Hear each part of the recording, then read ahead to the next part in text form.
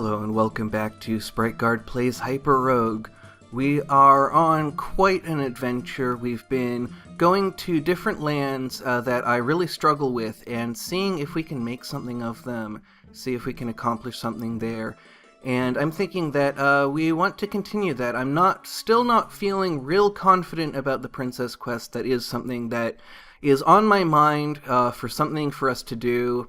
We've given a shot at it with our little army. That did not work out very well. Since we have this emerald mine here, we might as well give it a shot. The emerald mine is an area where I don't feel really desperately in danger, but I don't feel completely safe there, and we haven't been there in quite a while. Even when we do need emeralds for something, I tend to cheese this area because, like the Living Cave, it can be a bit of a challenge to get out of it once we go in.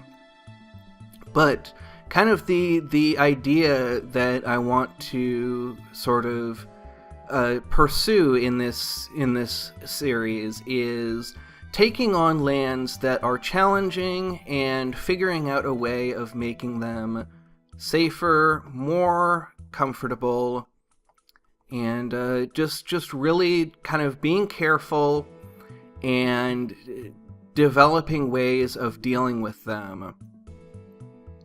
And so along the way we are going to be getting our emeralds. Camelot Quest is still something that is not really on the table, mainly just because I don't have really the ability to let's see, what's the best way to put it? To commentate it. I just don't feel like I am able to give good commentary while I'm counting out, finding the middle of all of these lines.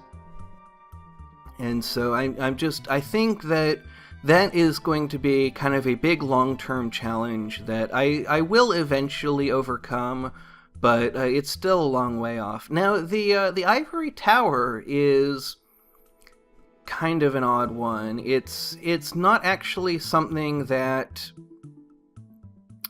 I find all that interesting, and so I haven't really explored it all that much. I don't know that much about, what is there to find up here. We did get the orb from here once, and it feels a little bit too linear and a little bit not dangerous enough to be really appealing. And the Living Fjord kind of has a similar problem where I don't have a great need to go there, and it doesn't feel challenging enough to be like something big and scary to take on, and it's very difficult to get out of once you're in there. And that's basically the reason that I have been avoiding the emerald mine as well. So I want to kind of reassess all of these things, kind of revisit a lot of the lands that I don't visit as often. And we just need one more emerald, and then we will be ready to find ourselves an exit. And finding an exit from the emerald mine is always the hardest part. So we just need to take it easy, be careful. In the last episode, we did conquer the Red Rock Valley, which is still one of the more difficult lands, one that I really struggle with. So I'm really glad that we were able to kind of go in there and figure out a way of surviving there. And I don't really feel like I have a system for always being really confident in the Red Rock Valley, but I do feel like, it is something that I can take on. I do have it in me to go into the Red Rock Valley and come out alive. And it's not something that I have to do at the beginning of a series because it's totally luck dependent, but it's still not something that I feel really, really confident about. Now, there are some achievements in the Emerald Mine that I have not gotten yet, involving killing multiple enemies at once, using the different movement types. And I don't know if we'll be able to get any of those today because They're quite difficult, and they require kind of setups that involve a lot of random elements. And so whether or not we'll even get a setup that we can use is kind of not clear. Now, we have a couple of crossroads that are almost available to us, but not quite. And I believe this miner will actually get us the rest of the way. So part of it is, I'm not sure exactly which combinations of enemies I've defeated, and which ones actually have achievements associated with them.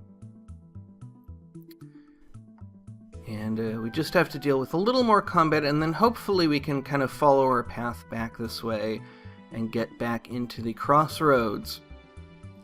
And it looks like we're going to need to be a little bit more careful about how we fight these hedgehog warriors. There we go. And then we fight directly. And then we have a pikeman. Boy, where are they all coming from? It seems like they just spring out of the woodwork in waves, and then after a little while it becomes much more difficult. The Windy Plains is an area that we have not explored, again because it feels a little bit like I don't know what I'm going in there for. Similar to the Ivory Tower, I kind of feel like I'm not familiar enough with the challenges there to feel like it's this really big, difficult thing that I want to take on, but I also don't feel like I'm confident enough there to just dive right in and gather up a lot of treasures. It has some interesting mechanics, but because it's one of the really movement-restricted areas, I'm a little bit leery of diving right in. Another thing that's kind of going on today is I am having a little bit of a different weekend. I have less time this weekend than usual because a friend of mine is celebrating their birthday on Sunday. And so I do want to keep these episodes short. It's going to be kind of another thin week. Hopefully we'll have more different videos this week. That's my hope. But I also am just kind of prepared to have this be a pretty thin week. After that, I'm really, really anxious, eager to start making this channel bigger and better, and I have a lot of plans, and I don't know if I'm going to be able to implement them this week, but I am really looking forward to implementing them. So I'm going to wrap it up there. In the next episode, we will continue to look for lands that are quite difficult, and the Vineyard is one that I tend not to go into unless I have very specific things. The Orb of the Dragon, in particular, is something that really helps in there. But I would like to... It's another one that I would like to see if I can take it on. It's another movement-restricted land that can be very difficult to get out of once you're in there. And so that is a big challenge that I would like to take on. Another thing that we might look at is taking on the Ivory Tower and kind of exploring it and seeing, okay, so what is going on here? What makes this land interesting? Just trying to get to know it a little bit better. Another thing that we can do is set to sea and check out the Whirlpool, because that is...